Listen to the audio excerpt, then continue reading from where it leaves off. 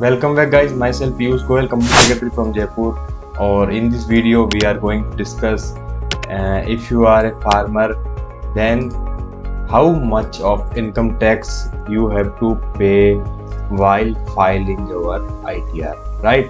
तो we will आज हम कवर करने वाले हैं। अगर आप एक फार्मर है, अगर आपने अपनी जो प्रॉपर्टी है, एग्रीकल्चर प्रॉपर्टी है, वो क्या है, आपने रेंट पे दी हुई है फॉर द एग्रीकल्चर पर्पस, ठीक है, या फिर आप क्या है प्रोसेस करते हैं कल्टीवेशन का, यानी बुढ़ाई हो गई या फिर और भी जो प्रोसेस होते हैं इससे रिलेटेड, वो सारे क्या है हैंडल करते हैं। तो एग्रीकल्चर इनकम भी है आपकी। अगर केवल एग्रीकल्चर इनकम ही है तो क्या टैक्सेबल जो है टैक्स लगने वाला है। अगर केवल आपकी नॉन एग्रीकल्चर इनकम है तो उसके ऊपर क्या होगा, और दोनों इनकम है तो उसके ऊपर क्या होगा, कितना टैक्स लगेगा, बिल्कुल हम डिटेल में यहाँ पे डिस्कस करेंगे आपके साथ, और आपको बताएंगे कि किस तरीके से जो है कैलकुलेशन करनी है आपको टैक्स की, ठीक है, और किस तरीके से जो है आपको एग्जम्पशन लेनी है, किस तरीके से सेव करना है टैक्स, ये भी हम यहाँ पे आपसे बात करने वाले हैं। वीडियो में बहुत बहुत स्वागत है। तो यहाँ पर हम बात करेंगे सबसे पहले कि एग्रीकल्चर इनकम अगर है तो वो क्या पूरी एग्जम्प्ट है आपकी। मान लीजिए 1 करोड़ रुपए एग्रीकल्चर इनकम है, केवल एग्रीकल्चर इनकम, तो बिल्कुल एग्रीकल्चर इनकम अगर केवल आपकी एग्रीकल्चर इनकम है तो आपकी एग्रीकल्चर इनकम कितनी भी हो वो पूरी की पूरी एग्जम्प्ट है, उस पर कोई भी इनकम टैक्स आपका नहीं आने वाला। अब सेकंड क्वेश्चन ये आता है, एग्रीकल्चर इनकम भी है आपकी और नॉन एग्रीकल्चर इनकम भी है, ठीक है, जैसे सैलरीज हो गई या फिर बैंक से कोई इंटरेस्ट आ रहा है, कैपिटल गेन हो गया, इन दोनों से इनकम है।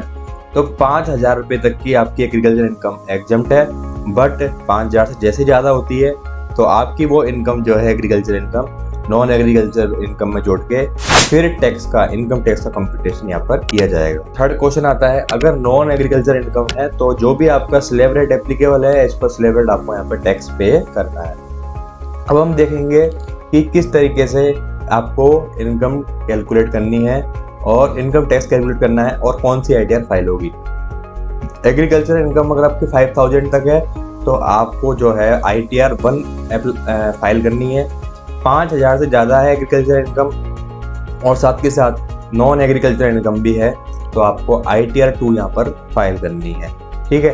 तो स्टेप 1 आपसे बात करता हूँ। स्टेप 1 के अंदर आपको एग्रीकल्चर प्लस नॉन एग्रीकल्चर जो इनकम है, ठीक है, वो आपको क्या है, आपको एग्रीकल्चर इनकम और नॉन एग्रीकल्चर इनकम उसके ऊपर टैक्स कैलकुलेट करना है कि कितना टैक्स आ रहा है। जैसे एग्रीकल्चर इनकम 5 लाख रुपए है, नॉन एग्रीकल्चर इनकम 3 लाख रुपए है, तो 8 लाख रुपए पे जो आपके पास स्लैब एप्लीकेबल है उसके अकॉर्डिंग फर्स्ट ऑफ ऑल आपको कैलकुलेट करना है। सेकेंड स्टेप में जो आपकी नॉन एग्रीकल्चर इनकम है और जो आपकी एग्जम्पशन लिमिट है as per the slab rate, वो आपको उस पर टैक्स कैलकुलेट करना है। और थर्ड स्टेप के अंदर जो फर्स्ट स्टेप में आपका टैक्स निकला है, सेकेंड स्टेप पर टैक्स निकला है, उसको लेस करना है, ठीक है, तो उतने अमाउंट की आपको एग्जम्पशन मिल जाएगी।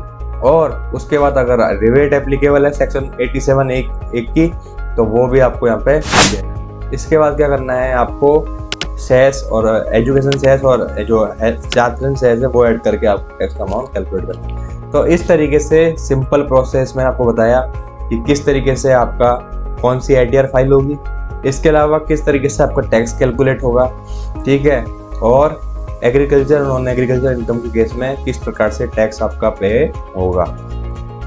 आई होप आपको ये चीज़ समझ में आई होगी। फिर भी आपको कोई क्लियरिटी नहीं है किसी पॉइंट में तो आप बिल्कुल मेरे से कांटेक्ट करके भी बात कर सकते हैं ये, और मैं आपको पूरा इसमें गाइड करूँगा। और इसके अलावा अगर आप चाहते हैं कि नॉन एग्रीकल्चर इनकम पर किस प्रकार से जो है हम टैक्स सेव कर सकते हैं, तो नॉन एग्रीकल्चर इनकम पर टैक्स सेव करने के लिए आपको काफ़ी सारी जो है exemption deductions, old tax regime new tax regime है, उसके अकॉर्डिंग आप जो है टैक्स सेव कर सकते हैं। Thank you very much for watching this video. If you have any doubt related to the income tax, GST, import export, तो you can also contact on the number given on the screen.